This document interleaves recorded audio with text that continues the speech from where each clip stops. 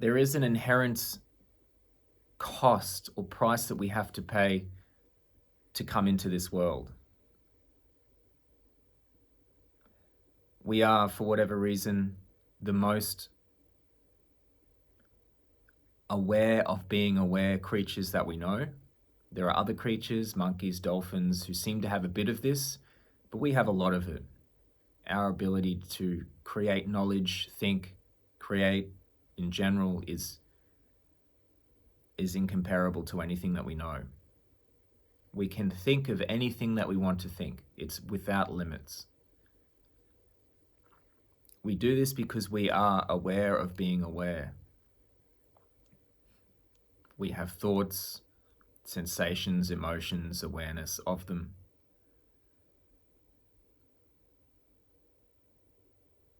We also suffer, and that's the price we have to pay.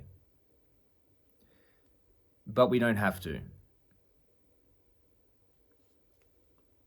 The whole mess begins when we're very young and people reinforce this individual identity or sense of separation, sense of self. You're a good boy, you're a bad boy, that was good. You're doing a good job, this is your name. Look at your face, this is your hands. It's constantly reinforced, and that's not to say it's a bad thing. It's somewhat necessary in the way that we are, the way we have to construct complex ideas, live these complex lives.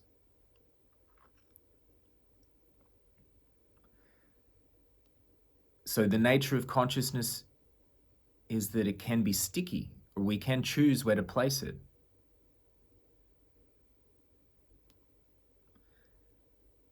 So when this is being reinforced, we become aware.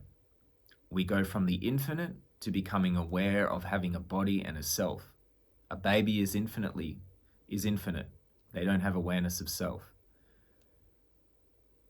But then they gain awareness of self from a society that encourages it. So we label certain sensations in the body.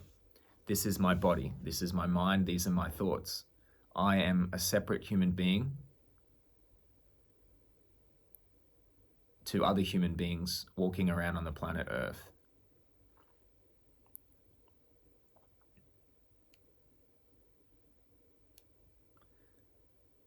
We don't remember this, of course, because we have no construct in order to, but we do remember somewhat when we're very young, having an identity, having a self.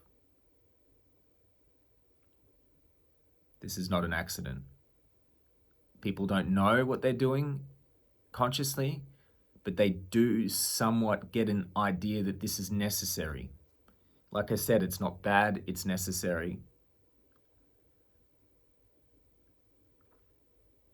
So we feel like a separate self. Our consciousness labels certain parts of the body and gets stuck there, and it solidifies, and then we feel separate. We have tension. Everyone has tension in the back of their head and neck, most people.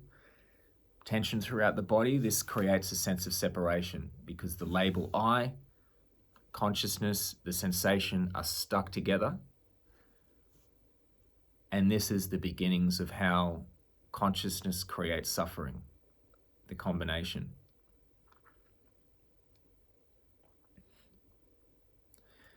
So we have our sense of self when we start to experience emotions, or we don't start to, we experience emotions after this sense of self.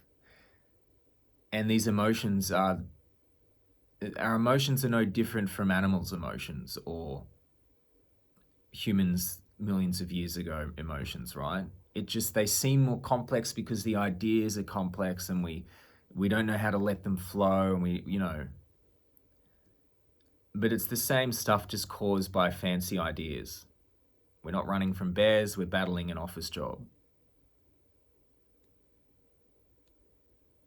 We're not trying to hunt, we're creating a relationship with someone. And because we have our sense of self, this sense of self creates fear. Because we are separate, we can be harmed. We went from the infinite, now we're in finite, night and day. Because we are a self, we can be killed. We become scared. One of the main things we become scared of, you could argue it's the only thing we're scared of, emotions. They become scary. We get sad. We want to grieve, and it's painful. No, I don't want to do that. So we change our attention.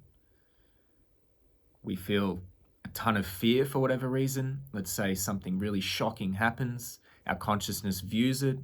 The memory is there. It's trapped in the body somewhere because we never let it flow. Memory, consciousness, trapped.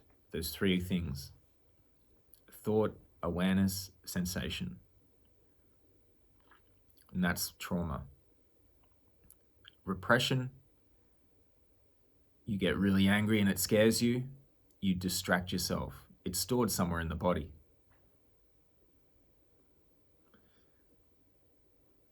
Suppression has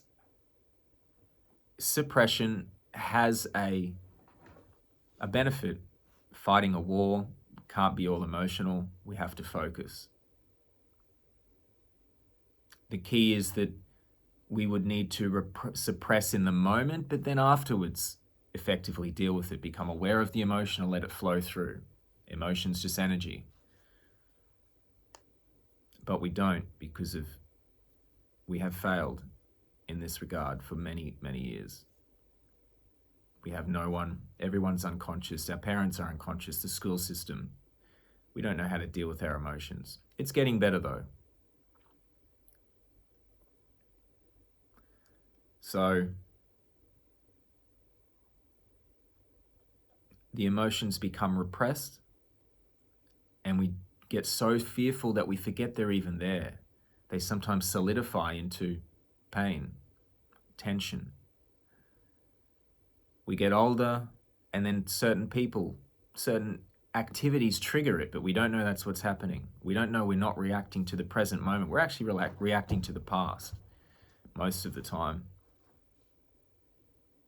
because the vibration is there. Someone gets angry, we get scared because the anger in there is being triggered. But we don't know it's there. It's repressed. We forgot how to feel it. We forgot how to flow like nature flows because of the sense of self and because of our ability to choose where to place our awareness, to avoid things. There is a way out of the mess. The first step is to remove the sense of self. This can only be done through directly looking for it. No amount of reading or religion or prayer or meditation or talking or research or watching this or that or whatever is, insert whatever your external search for it is, it's not the way to get there. The only way is to look at the places in the body where you feel the sense of self the most. If we say lose our keys, we just look for the keys. We don't have to think about it. Our awareness just goes from place to place and we find the keys and that's it. It's the same thing. We look for the self. For example, let's say I say the word me or I, where do I feel this the most? And it's in my chest. So I look at that area, which means become aware of that sensation, that area, usually tension, something like that. And then just look at it and ask it, is this me? Am I in that sensation? You're just being aware of it and you're just looking for it. Are you in a sensation? Is that you? And then thought, whatever thoughts come up, maybe some memories of your unhappy childhood, maybe you identifying with something, whatever it is, it's a story. Look at the story as though it's on a video screen and try to find the self in the story. Is that me inside that story, inside that thought? Is that thought real? Am I contained in that thought? Very carefully, very clearly, become aware of it and look. This is the only way. Directly. And keep doing this wherever the self appears in the body or the mind. The more intensity you have behind this, the more you want it, the more likely it is to lift. And eventually it will lift. This then opens up a whole new world because it kind of removes your ability to repress. I wouldn't say removes, but it seems to lift the top off it. So your emotions become rawer. It can be a very painful time. But then the next step is to deal with the emotions that have been repressed and the traumas. The way this works is we need to become aware first of where in the body these are stored. Sometimes you can feel it, sometimes you can't. It's usually in an uncomfortable place: stomach, chest, head, sensations, tension. Mostly for me, stomach, chest. That's the first step. Once you find it in the body, then we have to find out what the words are in there. Because remember I said there's sensation, there's consciousness, there's thought. So these things are held there by the experience. Consciousness goes out, it grabs the experience, mixes it with the thought and emotion, and traps it in the body. Because it was an emotion flowing and we trapped the experience in there until it can flow. We've got to let it flow. We can only do this by being aware of it and finding the thoughts that trigger it and thinking them. This is easier said than done. It's largely experimentation. Try to find the thoughts, try to think different things. The other part of this is to find the emotion that you're most uncomfortable with. If you're angry a lot, most likely you're most uncomfortable with grief. If you grieve or you're sad a lot, most likely you're more uncomfortable with anger. Once you identify that, we have to find ways to identify where it is in the body. This can be very difficult because it would be largely repressed. So the best thing to do is just find where it's most uncomfortable in the body, tension or anxiety or some area that you don't want to go consciously. First become aware, then we've got to find the thoughts. With grieving, we've got to find out how to get you to cry a lot. While you're crying, we've got to bring up the thoughts of the childhood, very vulnerable things you don't want to think, and this will heal. With anger, we have to let you be angry as you need to be. Not at people, this is on your own, you're feeling it. Feeling everything that you don't want to feel. Go to places you never thought you would go. But this is the key to unhooking everything. We've got to unhook the sense of self, unhook the thoughts and the emotions that are trapped in the body. And we do that through awareness and some creativity, experimentation. It can be done. Thanks, guys.